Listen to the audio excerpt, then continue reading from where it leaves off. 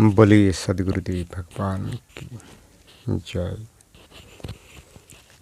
सदगुरु सदाफल देव जी महाराज रचित महान सदग्रंथ सर्वेद की दोहो के भाष्य सहित पाठ आप अभी सुनेंगे। तृतीय मंडल षष्ठ अध्याय।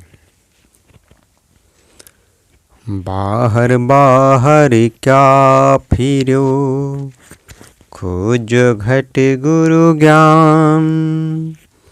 चिंतामणि का तेज में, दर्शत पुरुष महान।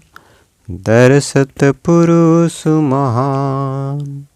बाहर बाहर क्या फिर रहे हो, अपने आत्मा के अंदर सदगुरु भेद विज्ञान द्वारा जो युक्ति से खोजो, तब सदगुरु के विमल प्रकाश में अक्षर पार महान चेतन सत्पुरुष प्रत्यक्ष होगा। क्या कसरत तन की करो, क्या मुख से बिलिलाय। बानी चार बिलीन में, अंत झलक कुछ आय। अंत झलक कुछ आय। क्या तन की कसरत करते हो, उठ बैठकर नाच कूद कर एवं मुख से रुदन प्रार्थना करने से क्या होगा। वह प्रभु मन वाणी एवं इंद्रियों का विषय नहीं है। चारों वाणियों के विलीन हो जाने पर अंत में प्रकाश कुछ प्राप्त होता है। वह प्रभु वाणियों का विषय नहीं है। जो श्रद्धा प्रभु मिलान का, दर्शन का चित चाव। मन पर्दा को टालिए, ऊपर झापू हटाव। ऊपर झापू हटाव। यदि प्रभु प्राप्ति करने की श्रद्धा है और उसके दर्शन की इच्छा है, तो मन के बुरे विषय प्रवाह को बंद कीजिए और ऊपर में जो बंद द्वार है उसको ढक्कन को हटा दीजिए। मन को पवित्र कर गुरु मार्ग द्वारा चलकर ऊपर के द्वार को खोल दीजिए, तब आपको प्रभु की प्राप्ति का सन्मार्ग प्राप्त होगा।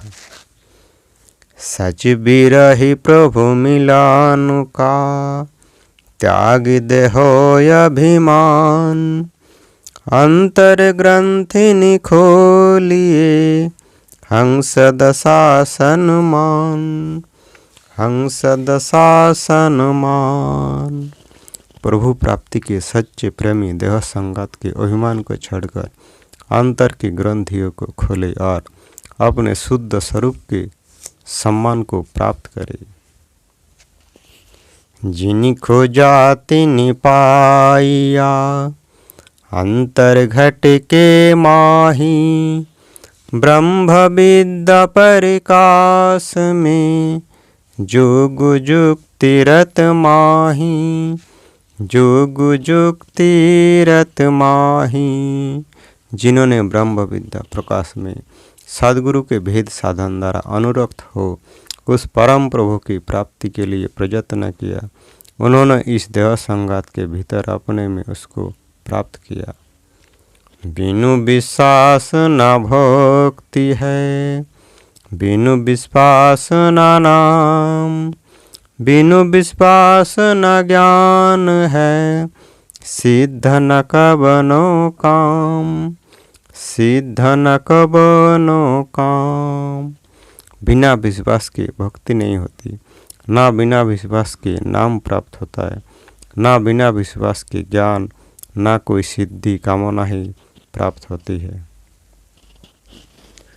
पूर्ण भाव विश्वास है, सद्गुरु चरण प्रताप।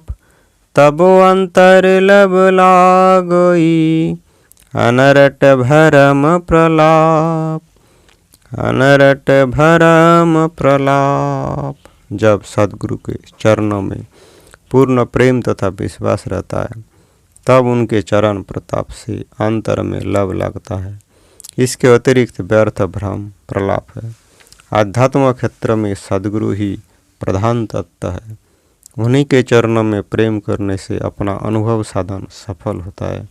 इसके अतिरिक्त साधन पथ में आगे बढ़ने का दूसरा कोई पथ नहीं है। अतएव व्यर्थ वितंडवाद में ना पढ़कर सद्गुरु शरणागत हो अपने कल्याण के लिए प्रभु का भजन करे। मार्ग तो यति सूक्ष्म है लपटेला निरिधार, चींटी पग ठहरत नहीं अंतर्गम चढ़तार, अंतर्गम चढ़तार। मार्ग अति सूक्ष्म चिकना निराधार है, वहाँ चींटी का भी पग नहीं ठहरता। आत्मा तार द्वारा अंतर्गमन कर अपने केंद्र पर चढ़ जाती है। गागर ऊपर गागरी सिन्न झाँप परदार, तार तत्ख पर माझुना अनमन पुरुष दीदार, अनमन पुरुष दीदार। गागर ऊपर गागरी है अर्थात अक्षर पर निःशब्द का मंडल है। सहज सिन्न के ऊपर श्रुति का दार है और दोनों की संधि पर झांप लगा हुआ है। तार के अंतिम भूमि में श्रुति को स्थिर करने पर अमन योगी पुरुष को प्रत्यक्ष करता है। हंस दशा में आइए महाशून्य पर बाट, अष्ट चक्र गम शोधिए उतर सुषुमन घाट, उतर सुषुमन घाट। हंस दशा अर्थात अपने शुद्ध स्वरूप में आने के लिए महाशून्य से परे मार्ग पर आइए और अष्ट चक्र को शोध कर सुषुमना घाट पर उतरकर पार हो जाइए। ग्रंथकार ने अपने शुद्ध स्वरूप में आने के लिए इस अनुभूति सन्मार्ग का बहुत अच्छे ढंग से स्पष्ट शब्दों में वर्णन किया है। आध्यात्म विद्या की सफलता का पूर्ण दिग्दर्शन इस दोहे में है। ताहि काल क्या करी सके अमृत करे आहार, सदा विराज विराजते निश दिन रह होशियार, निश दिन रह होशियार। उस जोगयुक्त प्रवीण को काल क्या कर सकेगा जो निशिदिन विराज धाम में विराज कर अमृत का आहार कर रहा है। अगम पंथ मन थिरी भया सुरति निरति परवेश, चेतन हंस स्वरूप से पहुँचे अपने देश, पहुँचे अपने देश। विहंगम मार्ग में अपने मूल कारण में मन जब स्थिर हो जाता है और सुरत निरति होकर अपने मंडल में प्रवेश कर जाती है, तब चेतन शुद्ध स्वरूप से आत्मा अपने स्थान पर पहुँच जाती है। यही विहंगम मार्ग का उपदेश है। पंथ बिना पावनी चले बसत विदेही देश, हंस रूप मोती चुगे दुर्लभ सद्गुरु देश, दुर्लभ सद्गुरु देश। प्राकृतिक मार्ग बिना ज्ञान द्वारा श्रुति अपने लक्ष्य को प्राकृतिक साधन से रहित होकर चलती है और प्राकृतिक देहरोहित आत्मा उस प्रदेश में निवास करती है तथा शुद्ध रूप से शब्दामृत रूपी मोती अर्थात परमानंद का उपभोग हंस आत्मा करती है। यह बड़ी कठिनता से सद्गुरु का धाम या स्थान प्राप्त होता है। सभी मार्ग प्रकृति मंडल में है, किंतु सद्गुरु का चेतन मार्ग जड़ मार्ग से भिन्न ज्ञानगम्य अनुभव मार्ग है। इसलिए इस दोहे में बिना पंथ का चलना बतलाया गया है। आत्मा शुद्ध स्वरूप से परमानंद रूपी मोती को चुगती है, प्राकृतिक देह से नहीं। इसलिए आत्मा को विदेही कहा है। विदेही आत्माएं शुद्ध स्वरूप से मन भावन परमानंद का उपभोग करती है।